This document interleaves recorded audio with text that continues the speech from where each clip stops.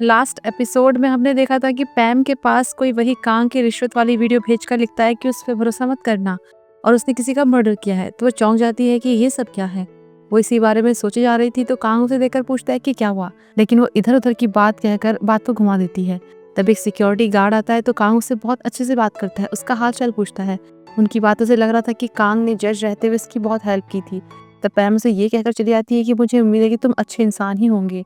फिर वो अपनी एक फ्रेंड से मिलती है जो कि एक जज थी और उससे कांग के बारे में पूछती है। वो बताती है कि कांग काफ़ी ज़्यादा फेमस था, उसे लोगों का जज भी कहते थे, बहुत हम्बल, लेकिन बहुत से लोग उसे बिल्कुल पसंद नहीं करते थे। वो बहुत ही इंटरव्यूज़ देता था जानबूझकर अच्छा दिखाने के लिए। तो जब पैम उससे अचानक से जज की जॉब छोड़ने के बारे में पूछती है तो उसे पता चलता है कि उस पर रिश्वत लेने का आरोप लगा था। इससे तो उसे भी लगने लगता है कि कांग सच में अच्छा इंसान नहीं है, इसलिए ऑफिस आकर उसे ठीक से हेलो भी नहीं करती, उसे इग्नोर करती है। तो अब प्रो बोनो टीम को एक ह्यूमन राइट्स कोएलिशन के फुटबॉल मैच के लिए इन्वाइट किया गया था।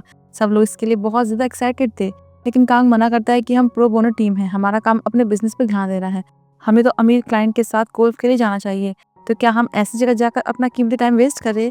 बहुत कुछ बोलता है, झटके मार के जाता है कि मैं नहीं जाने वाला, लेकिन फिर नेक्स्ट वहाँ पहुंच जाता है और पूरी तरह से कॉम्पिटिटिव हो जाता है। अब ओपोनेंट टीम देखकर उन्हें लगा था कि ऐसी ही होगी, लेकिन वो तो बहुत अच्छी निकलती है और उनके पास तो चीयर लीडर्स भी थी, ये तो एक भी गोल नहीं कर पा रहे थे और ऊपर से जूनू गलती से उनकी ही टीम के लिए गोल कर देता है। ये अपनी स्ट्रेटेजी बदलते हैं लेकिन कोई फायदा नहीं होता, फिर भी बुरी तरह से हार जाते हैं। तो कांग उनसे कहता है कि जीतने के लिए फॉरेन प्लेयर्स को लाने की क्या जरूरत थी, ये तो चीटिंग हुई ना। तो उसे पता चलता है कि उनका गांव एक मल्टीकल्चरल गांव है और वो सब कोरियन ही है, उनके पेरेंट्स में से एक कोरियन है। इससे तो कांग को बहुत शर्म आती है। वो अपनी टीम को आवाज देता है, लेकिन वो तो पहले ही खिसक गए थे। तो अब नेक्स्ट इनके पास उसी हेड चीयर लीडर काया का केस आता है जो कि फॉरेनर थी और उसकी शादी यहाँ पर एक कोरियन से हुई थी, पर अब वो डिवोर्स चाहती थी और ये केस ह्यूमन राइट्स ग्रुप की तरफ से आया था।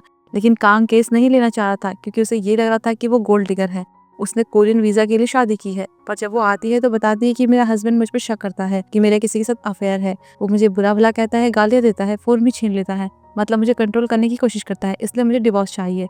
इन सब के बाद भी कांग केस लेने से मना ही कर रहा था क्योंकि वो पब्लिक इंटरेस्ट के केस लेते हैं। लेकिन ये काया तो बहुत अमीर है, उसके कपड़े देखे, वो अपनी लाइफ बहुत अच्छे से जी रही है, तो उसे पक्का लग रहा था कि वो ये सब वीजा के लिए ही कर रही है। तब योंगसुल बताता है कि उसके कपड़े कोई ब्रांडेड नहीं है, सस्ते हैं, नकली है, उन्हें देख कर ही लग रहा है। लेकिन कांग तो अपनी ही बात पे अटका हुआ था कि हमें अपनी कोरियन सोसाइटी के लोगों के बारे में ही सोचना चाहिए।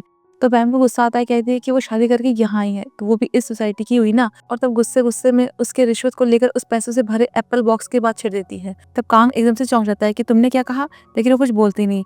और योंगसिल भी कहता है कि ऐसा कुछ भी सोचने से पहले हमें खुद जाकर वहां देखना चाहिए।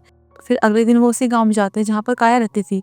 तो रास्ते में कांग पैम से कल वाली बात को लेकर पूछने की कोशिश करता है कि क्या तुम्हें मेरे बारे में कुछ पता चला है, लेकिन वो कुछ बोल ही कहाँ रही थी। फिर गांव में पहुंचकर वो उनकी तरह ही खेतों में काम करते हैं।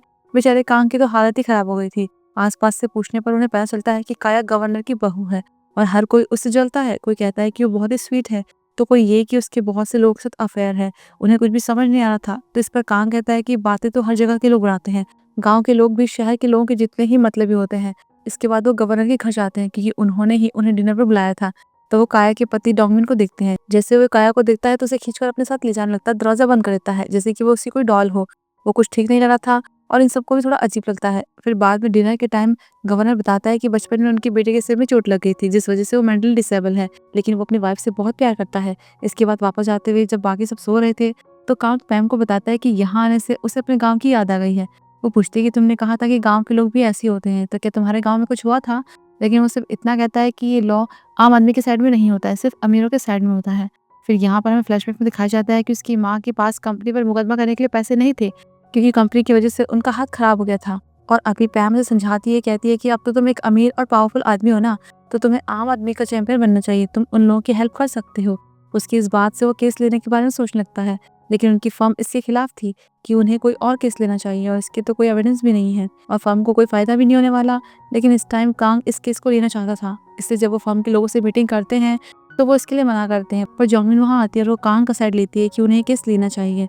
तब बाद में कांग उसे थैंक्स करता है तो वो बताती है कि उसने उसकी हेल्प नहीं की बल्कि पैम ने उसे धमकी दी थी, उसे कांग की वो रिश्वत वाली वीडियो दिखाकर।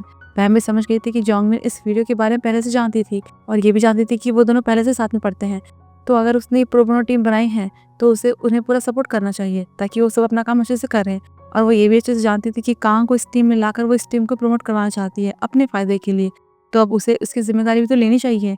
अब ये सब जानने के बाद तो कांग परेशान हो जाता है कि उसे वीडियो का कैसे पता चला। लेकिन अभी पहले केस पर ध्यान देना था, पर उसके लिए इनके पास कोई एविडेंस भी तो नहीं था। लेकिन कांग कहता है कि काया खुद ही एक एविडेंस है, क्योंकि गांव की ही एक लेडी ने उन्हें बताया था कि काया शॉर्ट ड्रेसेस पहनकर लड़कों को बहकाती थी।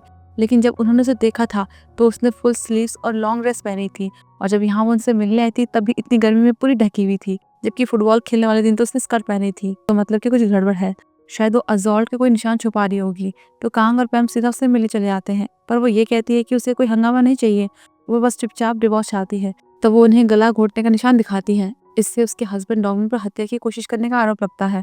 तब एक विटनेस, जो कि विट्रेस थी और काया की फ्रेंड भी, वो गवाही देती है कि उसने डॉमिन को अपने दोस्तों के साथ ड्रिंक करते हुए देखा था।